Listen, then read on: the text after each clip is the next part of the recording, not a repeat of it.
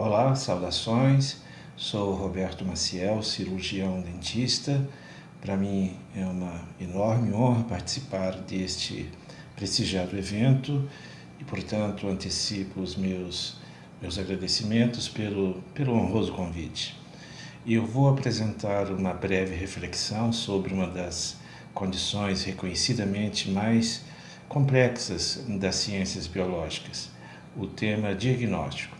Sobretudo, diagnóstico de dor crônica, diagnóstico de dor persistente, com tratamentos recorrentes, frequentemente com resultados insatisfatórios. E para introduzir o assunto, para ilustrar esta introdução, eu vou mencionar duas citações. A primeira citação é que diagnosticar é navegar um oceano de dúvidas. E, entretanto, a citação que mais me encanta e que pode resumir filosoficamente o grande desafio diagnóstico é exatamente, penso que de origem oriental. O diagnóstico é a arte de ver as coisas invisíveis. Essa é uma frase que ilustra muito bem o grande desafio que é lidar com o diagnóstico em todos os setores da saúde pela sua grande complexidade. Sobretudo, o diagnóstico, volto a repetir, das condições mudas, silenciosas e crônicas. Portanto, sejam muito bem-vindos. Muito obrigado pela participação aqui nesse evento. Em que pese esta citação interessante de origem oriental possa ser revista a partir do advento da termografia infravermelha, que permitiu, claro, um novo olhar acerca da visibilidade do processo diagnóstico, dos mecanismos que estão associados ao diagnóstico. A termografia infravermelha, notadamente atual, possibilita uma visão muito mais profunda, sobretudo no aspecto do metabolismo da dor. Portanto, o nosso assunto, a nossa reflexão em relação a esse processo da dor utiliza a termografia infravermelha como eixo principal desse raciocínio, desse processo. Entretanto, vale algumas avaliações, algumas reflexões históricas e conceituais do ponto da nossa formação em geral, não só no Brasil, como na maioria dos países, em relação ao tema dor. Um professor, num dado momento, isso vale uma ilustração muito interessante, inseriu um ponto negro numa lousa, numa tela, e solicitou aos alunos que descrevessem o que estavam observando na lousa. É claro, a maioria e a nossa tendência geral é descrever que estamos vendo um ponto negro na lousa. Essa analogia talvez seja interessante e é mesmo uma analogia que nos permite interpretar a nossa formação em relação às dores persistentes, às dores crônicas. Nós, eventualmente, focamos o ponto negro, destacamos e enxergamos bem o ponto negro e, em geral, não temos uma atenção mais apropriada ao grande quadro que está por trás desse ponto negro. As grandes variáveis fisiológicas, fisiopatológicas, as grandes variáveis que eventualmente estão por trás de um processo, de uma condição clínica na curva entre saúde e doença. Essa linha de raciocínio é moderna, ela surgiu a partir do início do século XVI com René Descartes, que, claro, que com seu pensamento ofereceu um grandíssimo contributo nos séculos seguintes ao estudo da biologia, da filosofia. René Descartes colocou uma hipótese de que o corpo seria como se fosse uma máquina, portanto, poderia ser dividido por unidades, e separou o processo emocional, o processo cerebral, o processo da alma, do corpo. E, portanto, claro, teve nos séculos seguintes grandes evoluções nesse aspecto, a medicina evoluiu caminhando para detalhes, para a divisão anatômica e para a divisão funcional dos seus vários componentes e tecidos, e, portanto, a própria medicina nesse momento, aqui no Brasil, me parece que são quase 55, 56 especialidades, e cada um cuidando do seu setor. A odontologia, 25 especialidades por aí, também todos muito focados no seu setor, nos seus tecidos de competência. É claro que embora tenha permitido uma grande evolução desse conceito, isso gerou o que se conhece como filosofia cartesiana, não é? Que vem de Cartesius, o nome latino de René Descartes, Renatus Cartesius. Daí a árvore cartesiana, a filosofia cartesiana, onde o profissional cuida de uma parte e, entretanto, o que está por trás dessa parte, desse foco, o profissional não tem, em geral, tido uma formação para observar integralmente o paciente. Do ponto de vista do humor, dizemos sempre que os médicos cuidam do corpo como se o corpo não tivesse boca, os dentistas cuidam da boca como se a boca não tivesse corpo, e juntos os médicos e os dentistas cuidam do corpo e da boca como se o corpo e a boca não tivessem cérebro, não é? A partir do 4º centenário do nascimento de Descartes, um português, exatamente 400 anos depois, Antônio Damasio, um grandíssimo neurocientista ainda em vogue nesse momento, considerado um dos 3 mais completos neurocientistas da humanidade, Antônio Damasio lançou um livro chamado O Erro de Descartes, Razão, Cérebro e Emoção. É um livro que, em curto prazo, recebeu, através da sua grande repercussão em todo o mundo, em curto prazo atingiu sua 12ª edição, dado ao tema e dado ao impacto que provocou as suas ideias. Antônio Damasio, de imediato, colocou como hipótese de que o indivíduo não poderia ser separado na sua integridade, corpo, espírito, corpo e alma.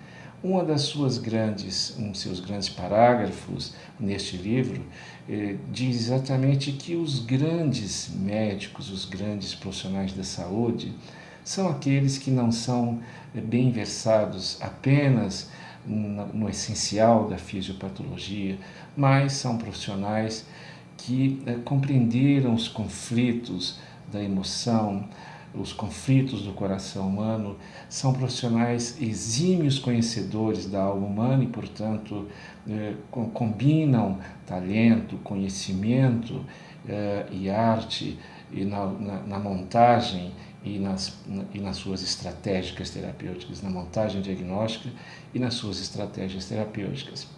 As suas colocações são coerentes com a atual vertente de avaliação médica, segundo a orientação da Organização Mundial de Saúde, que o indivíduo tem que ser observado, deve ser analisado, deve ser abordado do ponto de vista de sua saúde, da sua saúde como biologia, e também da sua inserção no ambiente, na sua inserção emocional, social e etc. Não é?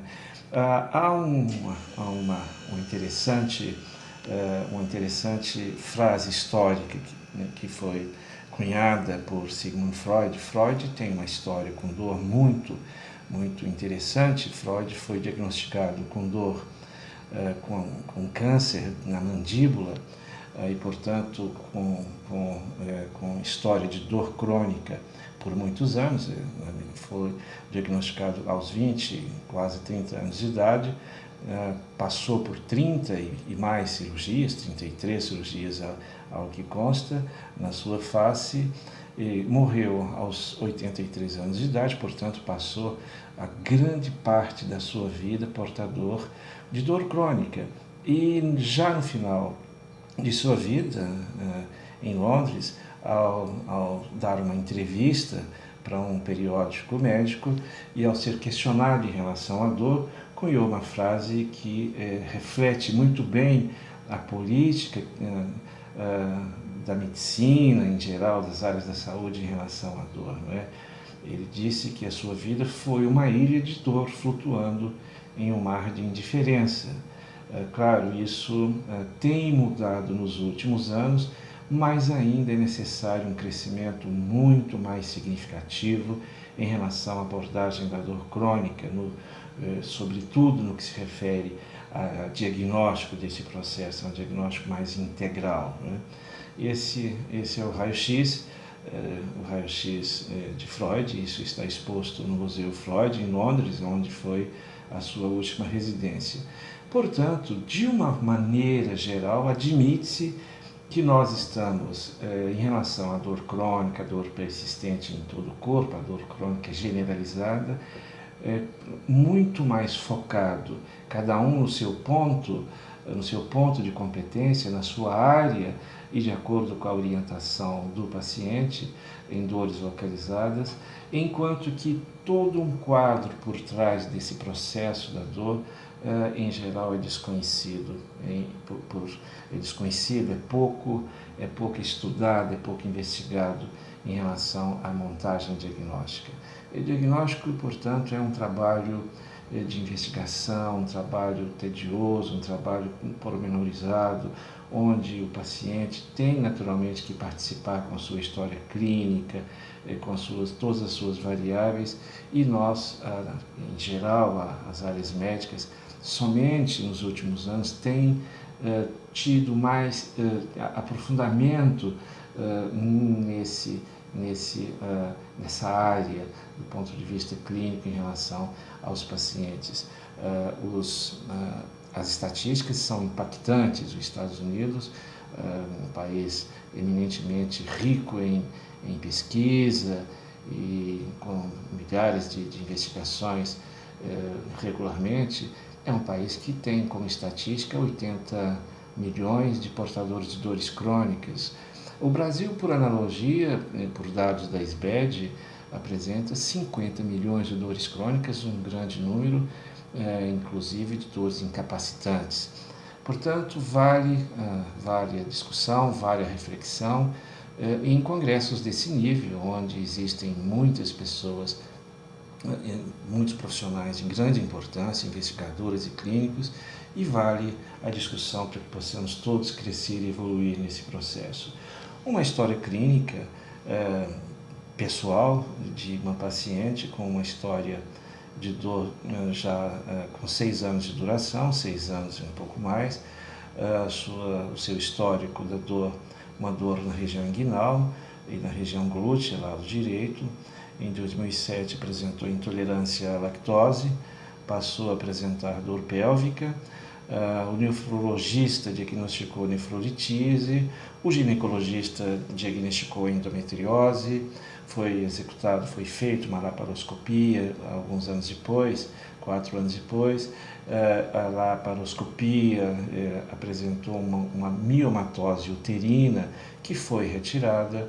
O ortopedista especialista em quadril diagnosticou uma lesão acetabular, foi proposto infiltrações e, entretanto, não houve resultados. O paciente ainda relata cefaleias pré-menstruais, refere intestino preso, refere bruxismo do sono, utiliza medicamentos fortes regularmente, tem uma intensidade média de dor de 6, e vale ouvir resumidamente uma parte do relato do próprio paciente em relação a esse processo. Meu nome é Luciana, eu tenho dor crônica desde 2008.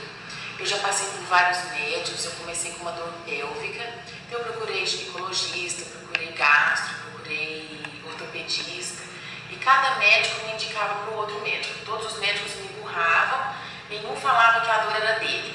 Eu ia fazer até uma laparotomia no começo desse ano, por Deus foi desmarcada, e eu não aguentava mais de dor, tomava muito medicamento, ficava triste, sofria, não conseguia trabalhar. Quando nós fizemos a termometria, a gente observou que tinha inflamação em várias articulações, inclusive na coluna, na sacroiliaca, vários artrites em vários lugares. Depois desse exame, aí nós conseguimos ter um norte. Eu procurei uma reumato, ela conseguiu fazer o tratamento adequado pela termometria. Eu fiz uma infiltração também, que foi a melhor que eu fiz pela termometria, porque o médico conseguia ver direitinho onde que era o problema e ele fazia infiltração naquele lugar. E depois da termometria a gente conseguiu fazer, direcionar, o diagnóstico foi fechado, é espondiloartrite, e agora eu faço o tratamento correto, estou bem, mudou minha qualidade de vida graças à termometria.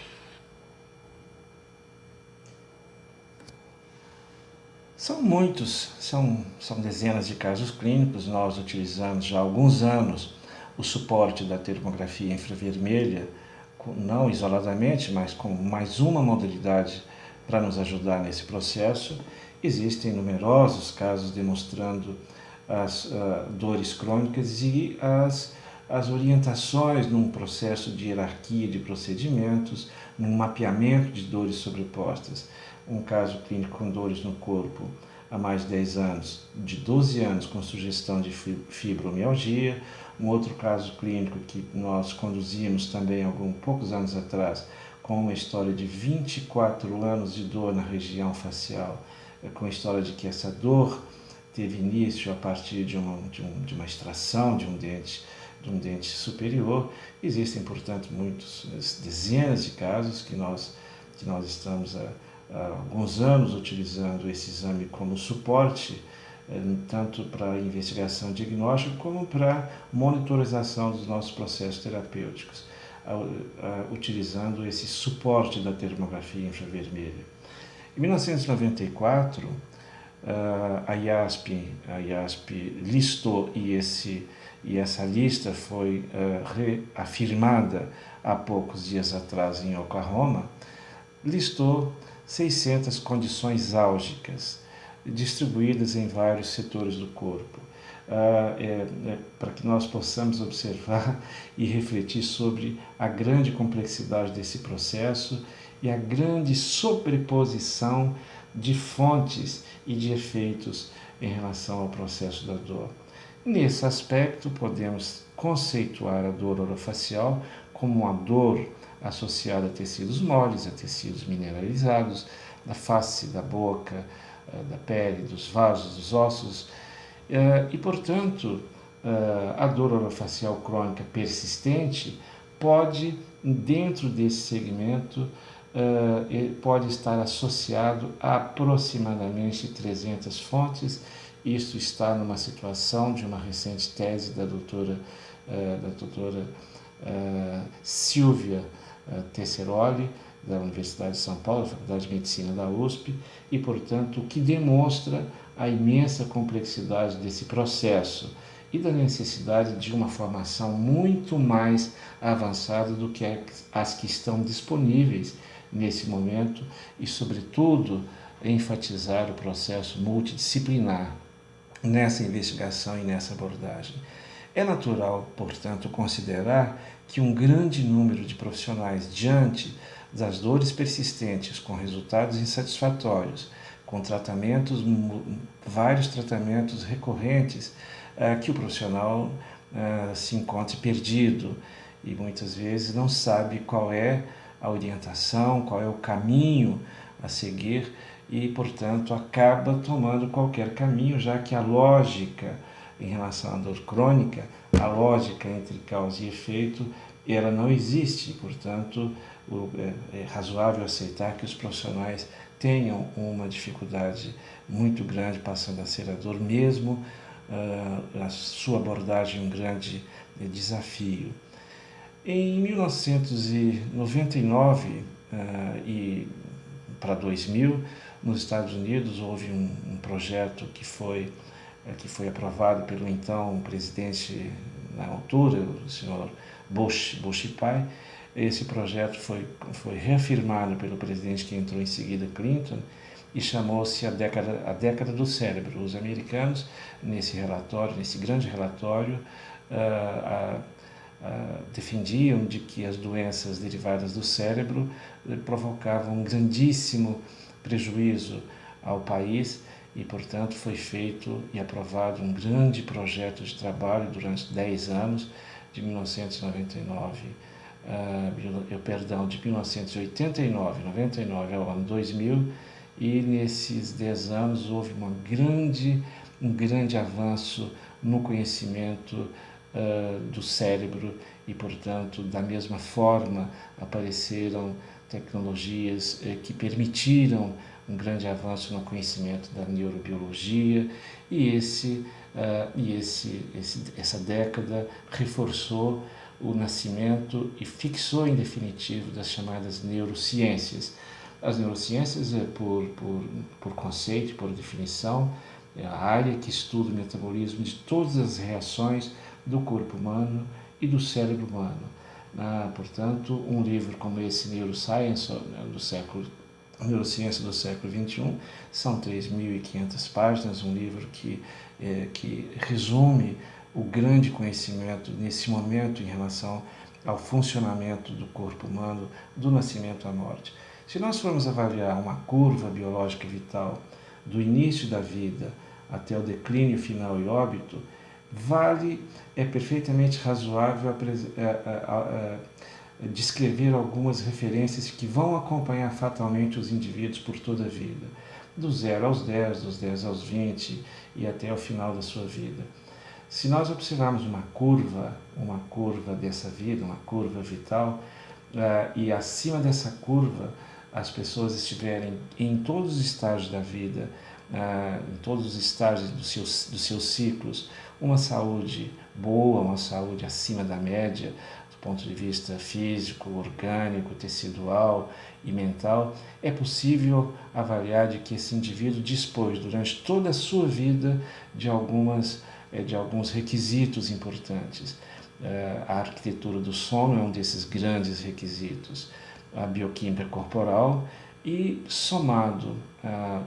interagido com desses dois primeiros itens, a disponibilidade de oxigênio no corpo. E, entretanto, se nós formos considerar pessoas que em todas as fases da vida tiveram transtornos, doenças, disfunções, internações, deficiências, em geral, e com uma expectativa de vida reduzida, com muitas internações, com patologias, enfermidades, etc., é possível afirmar que essas pessoas, durante toda a sua vida, não dispuseram exatamente dos mesmos 3 itens fundamentais à saúde e dentro dessa curva vital de vida.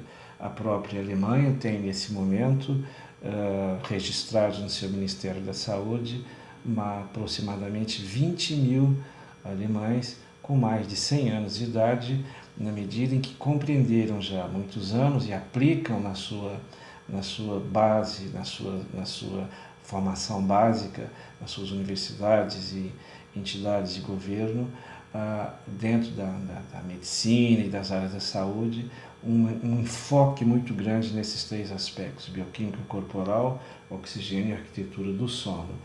Isso é interessante, podemos fazer algumas analogias atuais que são muito impactantes em relação ao que se passa nesse momento na saúde de uma forma geral, em relação ao sono. Por exemplo, uma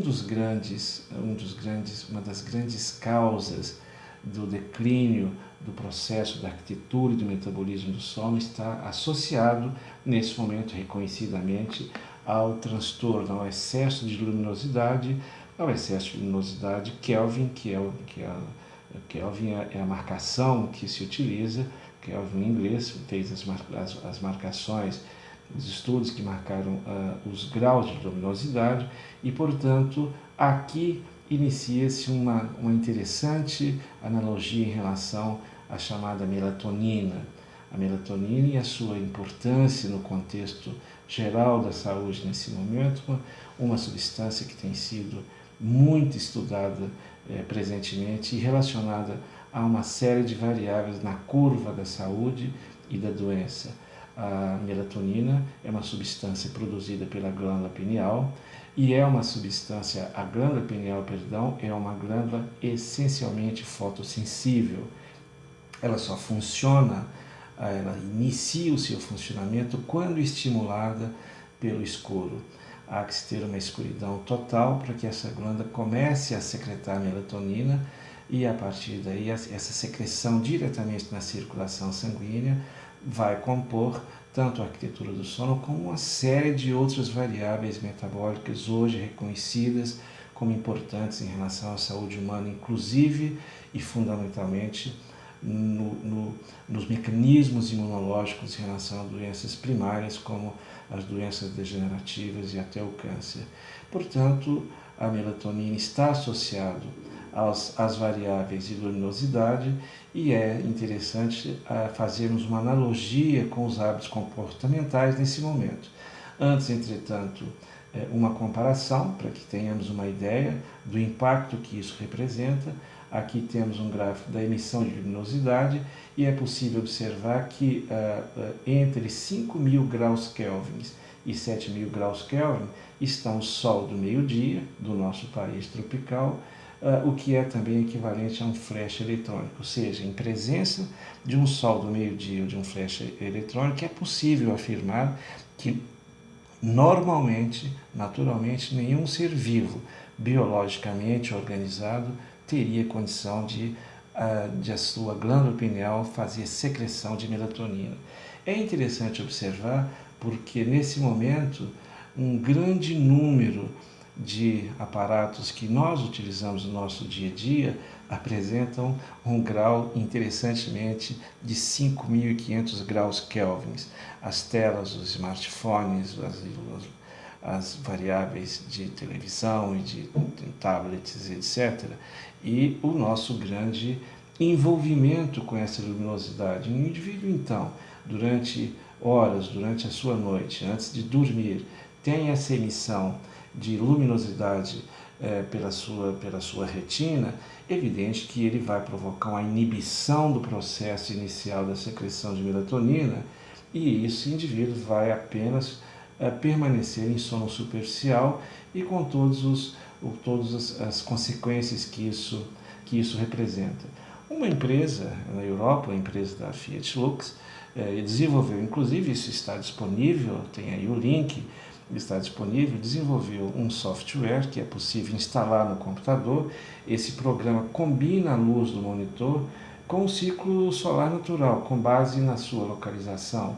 Há um ajuste automático da cor e da luminosidade da tela que varia entre 6.500 graus Kelvin durante o dia até 3.400 graus Kelvin do pôr do sol e durante a noite. Isso facilita, reduz um pouco a agressividade da luminosidade em relação aos que utilizam o que se chama de modo cinema. Em Europa, todos os aparelhos têm a obrigação de incluir esse modo nos seus aparelhos e permitir uma menor agressividade desse processo em relação à produção da melatonina, entre outras variáveis, né? Dado a grande importância desse processo. Portanto, transportando isso para o comportamento do momento, podemos considerar que a luminosidade excessiva e crônica e permanente configura um grandíssimo fator de risco ao processo do sono. Portanto, isso cada vez mais está discutido e agora, inclusive, em relação ao declínio do processo imunológico. Esse é um trabalho muito recente, de abril, de alguns meses atrás, relatando a associação da ausência ou da insuficiência de melatonina e os tumores, nomeadamente tumores de mama e tumores de tireoide. Essa é uma pergunta que deve ser colocada e cada vez mais colocada para ser discutida, estaria o aumento estatístico dramático dos níveis de neoplasias associado ao declínio do processo imunológico e também associado, por consequência, entre outros fatores, pela luminosidade noturna, na medida em que o organismo humano, como todos os organismos biológicos, são vinculados ao sistema circadiano e produz o seu suporte imunológico exatamente durante o sono e durante uma fase do sono conhecida como fase do sono reparador, fase do sono fisiológico, classificada como fase do estágio 3 do sono não REM. Essa é uma pergunta que deve rolar Essa talvez ela seja uma história que muitos talvez não conheçam, mas é um relato que ficou bastante conhecido nos Estados Unidos há relativamente pouco tempo e que poderia nos provocar uma reflexão da evolução estatística desse processo. Isso foi publicado num jornal de pediatria, em Utah. A senhora Chris Turner, com 8 anos, relatou estar assustada com um pequeno caroço que apareceu em seu peito. Ele está aqui faz algum tempo, disse, na sua avaliação histórica, não é? A sua mãe teve câncer cervical, o pai teve doença linfática, isso uma paciente do hospital primário. Vamos observar aqui 1 segundo de reportagem sobre isso daí. We have a story now that really surprises a third grader diagnosed She's an with breast. enthusiastic artist. Kind of scared to kind of figure out what Series it of tests, was. doctors diagnosed a rare form of breast. No child should ever have to go through cancer. And then it hits your family. It hits your little one. I'm sorry. It's devastating. It's been really hard emotionally, mentally. Everyone's been All remaining broken breast down. tissue Fight derived it as a cancer. family. We're going to be there for you no matter what. And yet Chrissy still remains positive. I hope that I fight it off.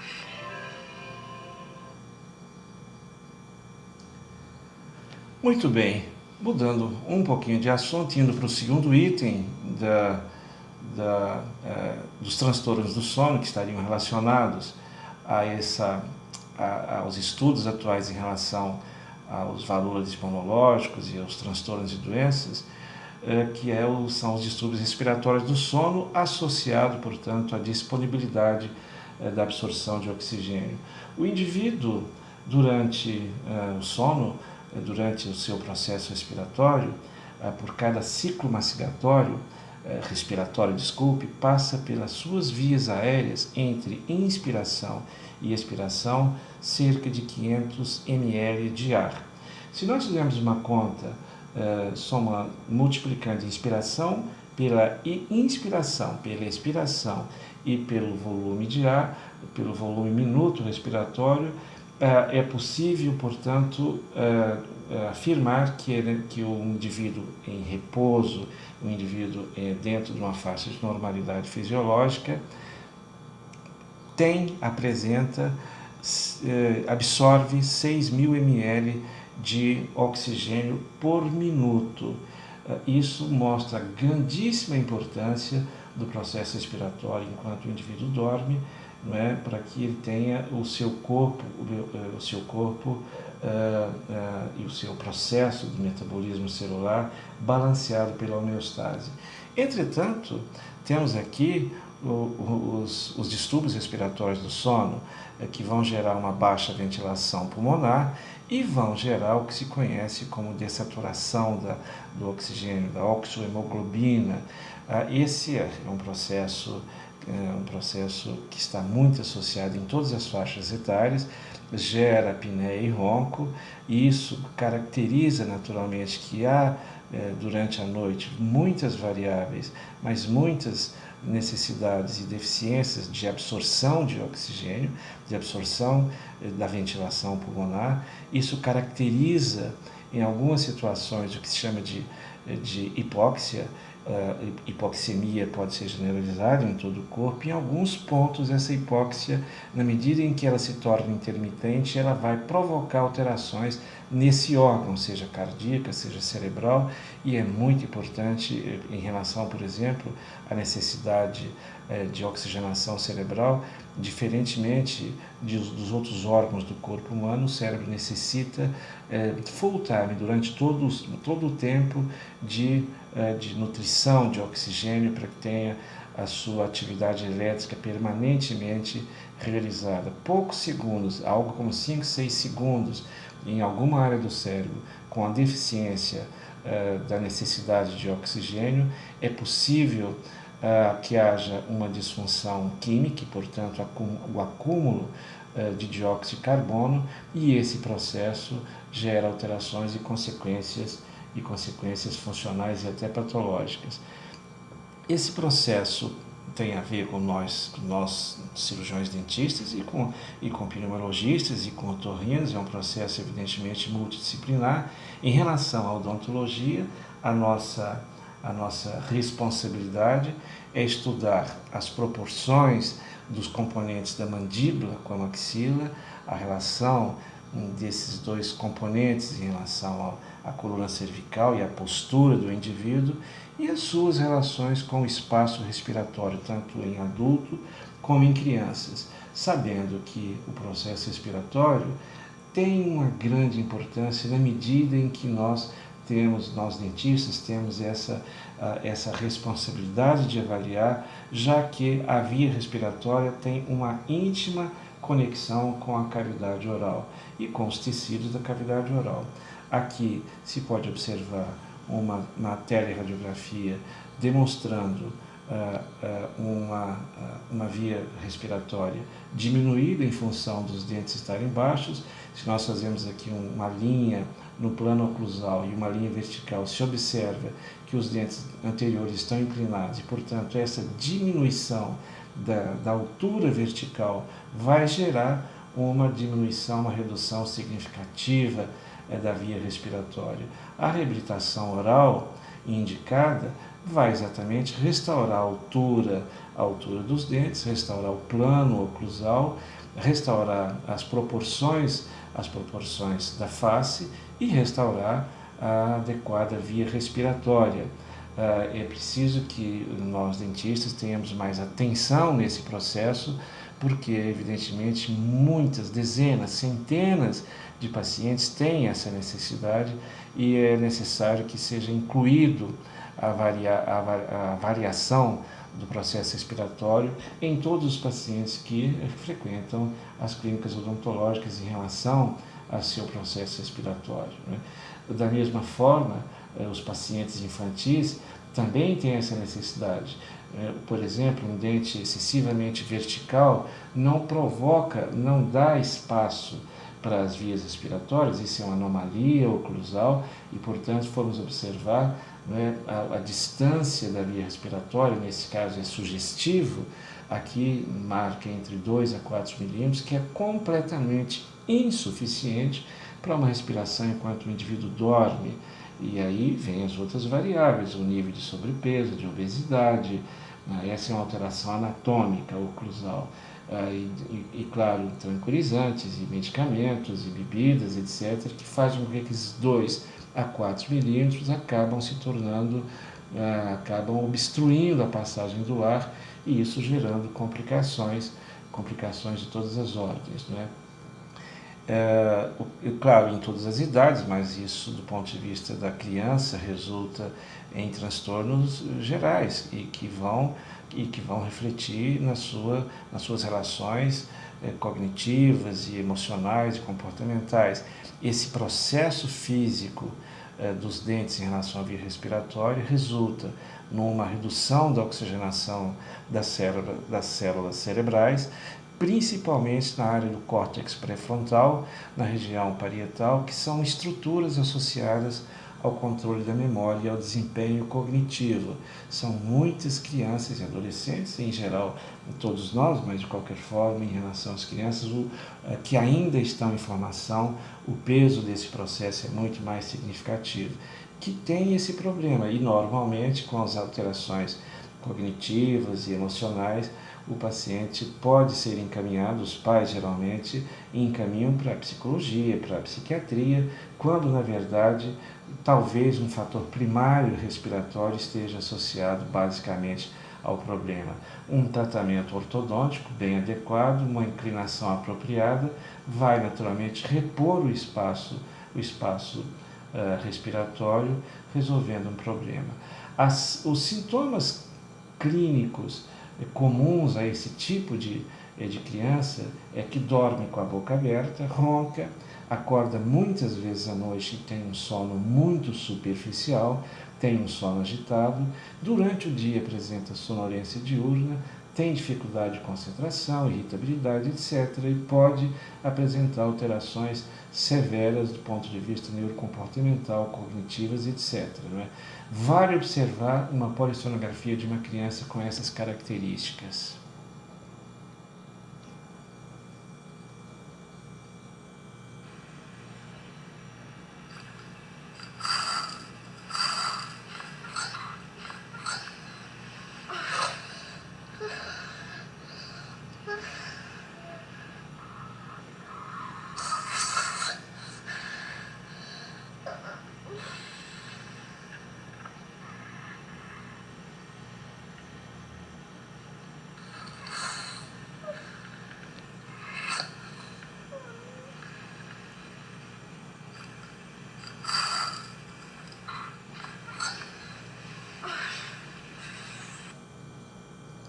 Muito impactante, portanto, temos que reforçar, chamar a atenção a esse processo.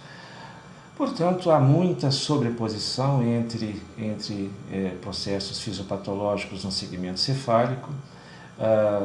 Cada vez mais é preciso que nós tenhamos atenção aberta a essas sobreposições e a termografia veio oferecer um grande contributo a essa investigação e, sobretudo, no aumento das atividades químicas e metabólicas do complexo facial em relação ao sono e, portanto, pacientes que apresentam dores persistentes, apresentam possivelmente também desordens de sono sobrepostas. Isso é uma interação, além de outros fatores que devem ser pesquisados. Portanto, a termografia, na medida em que executa uma avaliação ampla de diagnóstico de exames complementares, pode oferecer aí um suporte para o profissional que vai buscar essas explicações diagnósticas e montar uma estratégia terapêutica multidisciplinar. Não é? É possível observar, portanto, o fáscias, as características clínicas de um paciente que apresenta pálpebras caídas, vermelhidão nos olhos, edema palpebral, olheiras na pálpebra inferior, palidez cutânea, rugas, etc. A imagem mostra uma hiperradiação periocular, o que se apelidou no Brasil de olho de coruja. Não é? Isso tem uma explicação, segundo a orientação do professor Marcos Brioski, se dá por uma insuficiência de drenagem que gera uma congestão venosa periocular, surge, portanto, um transtorno da homeostase da circulação sanguínea, há um aumento de temperatura dos vasos das bolsas palpebrais de toda a área, concentrado na região dos olhos, mas toda a face reflete essas alterações químicas e, portanto, essa imagem térmica de um caso clínico que sobrepõe queixa de dor orofacial, queixa de desordens temporomandibulares, queixa de bruxismo, dores tensionais, e a imagem demonstra claramente esse grande aumento dessa atividade térmica desse paciente. Então, a termografia, nesse aspecto, e cada vez mais nós vamos buscar esses pacientes que estão sem ainda uma resposta em relação aos seus processos, para aumentar, para resgatar um pouco a possibilidade de terapêutica de resolução desses problemas de uma forma mais apropriada. E claro, na medida em que você tem pacientes que apresentam sobreposição de possibilidades, a termografia nos oferece, na medida em que faz essas marcações, essas leituras térmicas, demonstrando os tecidos que estão comprometidos termicamente, nos remete a uma avaliação clínica mais apropriada, eventualmente até ao encaminhamento de outros exames, ao encaminhamento de testes diferenciais e há uma hierarquia de procedimentos. Se observa muitas vezes, depois da termografia, que existem processos que têm uma prioridade médica, etc., no que se refere ao processo terapêutico. Portanto, é irreversível o apoio da termografia para os profissionais diferenciados que cuidam desses aspectos. Muito bem, estamos chegando ao final. Esse é o nosso livro que tive muita honra em coordenar, com as participações do Dr. Marcos Brioschi, a doutora Denise Haddad, a doutora Emiko, o Dr. Cláudio Fernandes, que nos brindou falando sobre dores neuropáticas, o trigêmeo, e a doutora Luciana Balbinot. O livro está disponível, penso que tem nesse momento tido uma repercussão bastante significativa e coloca muito do diagnóstico, que é o tema que nós estamos aqui enfatizando, da necessidade de todos nós crescermos, todas as áreas médicas da fisioterapia, da odontologia, crescerem no que se refere a esse aspecto do diagnóstico. E esse livro e outros dentro do mesmo raciocínio e discussões como essas que estão sendo colocadas agora no Congresso do Guidelines são muito bem-vindas, e elas é que nos permite um crescimento e reverter em favor dos nossos pacientes, da sociedade de uma maneira geral, esse crescimento. Quero reafirmar os meus agradecimentos em participar desse honroso evento. Muitíssimo obrigado pela gentileza do convite. Espero ser útil. Até a próxima. Muitíssimo obrigado.